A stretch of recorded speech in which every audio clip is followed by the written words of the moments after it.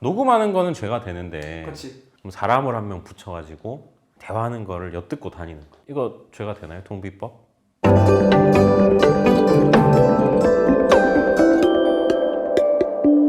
안녕하세요. 재판일기의 김지원 변호사.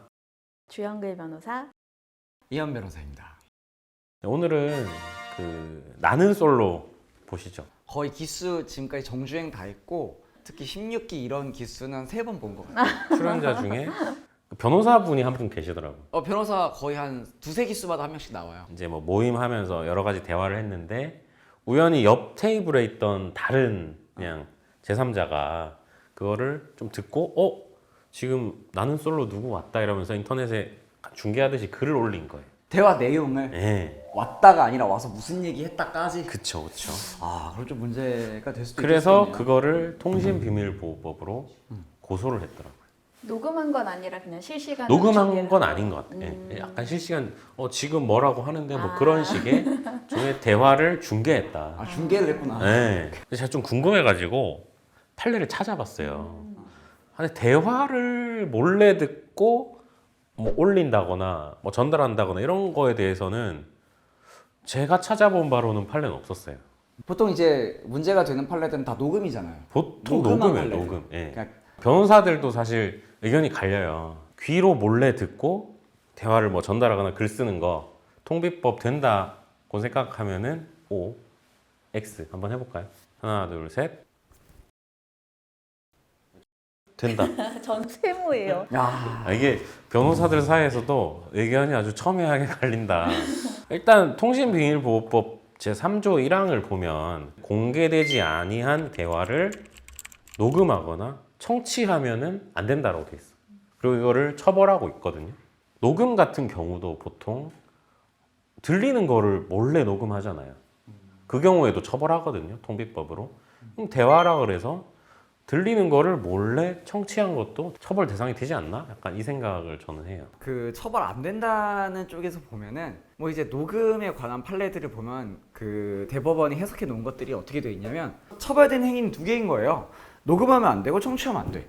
근데 녹음은 뭐 당연히 처벌되니까 빼고 청취해서 이제 의견이 갈리는 건 이 청취의 범위에서 기계적인 청취만 처벌되느냐 아니면 그냥 귀로 듣는 청취까지 넓게 처벌을 하느냐. 가급적이면은 국민을 처벌할 수 있는 어떤 형벌 규정을 최소한 축소 해석하는 게 형법 해석의 원칙이거든요. 근데 이제 그러면은 기계적인 청취만 처벌하자. 아니다. 귀로 듣는 것까지 처벌하자. 여기서 저는 일반적인 법조인하면 사실 이렇게 축소 해석을 해서 제한적으로 해석해야 되는 게 형법 규정의 올바른 해석 방법이 아닌가 생각하는 거죠. 그래서 저 같은 경우에는 그래서 기계적인 청취만 처벌해야 된다. 요런 주장을 조금 지지하는 편이에요. 저는 법은 상식이라고 생각을 하거든요. 그리고 실제로도 상식에 맞춰서 좀 해석을 그렇게 법률 해석을 하잖아요. 근데 물론 이제 뭐 식당에서 밥 먹는데 옆에서 내가 안 듣고 싶은데 계속 들려.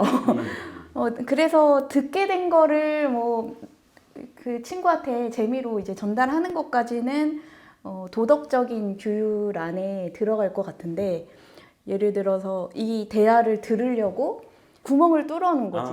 내가 기계는 이용하지 않지만 어쨌든 귀로 몰래 들을 수 있게 장치를 해놓은 경우가 있을 수 있으니까 그런 경우에는 그래도 형법 영역 안에 들어가도록 해석이 돼야 되지 않을까. 근데 저는 약간 좀 다른 관점에 생각해 볼 필요가 있다고 생각해요. 그러니까 보통 이렇게 해석이 갈리잖아요. 그러면은 판사님들은 어떻게 해석하냐면은 원론으로 돌아가요. 이 법의 취지를 보자. 그럼 그 취지를 보면은 통신비밀보호법이란 말이야. 비밀이라는 거는 당사자가 비공개로 하길 원해야 되거든요. 근데 그냥 원하기만 하면 안 돼. 비밀이라는 거는 내가 이걸 공개하지 않기 위해 최소한의 노력을 해야 돼요. 뭐 이렇게 어떤 다른 사람들 없는 그런 룸 같은 걸 잡아놓고 대화를 한다거나 뭐 그런 어떤 최소한의 비밀 장치, 예를 들어서 비밀침해죄 같은 경우에는 뭐 열려있는 편지 봉투는 비밀이 아니라고 보거든요. 이렇게 어떤 봉함을 하거나 봉인을 하거나 뭐 어떤 서랍에 놓고 잠그거나 이런 장치를 해야 너가 비밀로 하려는 의도가 있었어라고 인정을 해준단 말이에요. 그래서 사실은 저도 이 케이스에서 어떤 기계적인 방법, 그것도 어떤 쟁점이 될 수 있겠지만 과연 이게 통신비밀보호법에서 말하는 비밀, 즉 공개되지 아니한 대화냐, 이것도 어떤 쟁점이 될 것 같아요. 조금 다른 판례긴 한데 대법원 판례인데 가청 범위 즉 그러니까 내가 굳이 노력 안 해도 들리는 상황이에요. 비밀로 하려는 최소한의 노력을 하려고 했다면 그 대화하는 사람들이 뭐 소근소근 얘기하거나 뭐 어디 좀 떨어져서 얘기하거나 해야 되는데 얘기하는 게 지금 다 들리는데 내가 옆에서 녹음만 한 거야. 그 경우에도 통신비밀보호법 처벌 대상은 된다고 하거든요. 그래서 이게 녹음이냐 좀 들리는 거냐 따라서 조금 다르게 해석되는 여지가 있는데 원하지 않는 거잖아요. 그거를 좀 공적으로 제3자들한테 누출시켰다는 점에서는 이 법의 취지가 오히려 그런 사생활을 좀 부하려는 취지도 있지 않나라는 생각을 해보면 뭐 처벌할 수도 있다. 광수님 사례같이 딱 떨어지는 판례는 안 나왔기 때문에 그리고 판례가 있더라도 판례는 언제든지 변경이 가능하다 보니까 결론이 어떻게 나올지는 아직은 알 수 없다.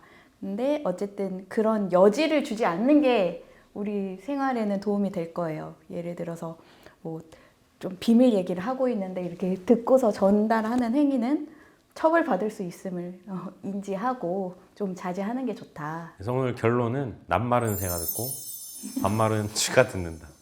말도 조심해라. 비밀 얘기는 진짜 비밀 얘기, 조용한 그쵸. 데서 해라. 또 만약에 남들이 하는 얘기 들었다 하더라도 굳이 전달하거나 하지 마시고 재밌는 얘기면은 혼자서 이제 밤에 자다가 한 번 더 웃으시고 그러면은 되지 않을까 생각합니다. 오늘 내용이 도움이 되셨으면 구독, 좋아요. 알람 설정. 까지 해주시면 감사하겠습니다.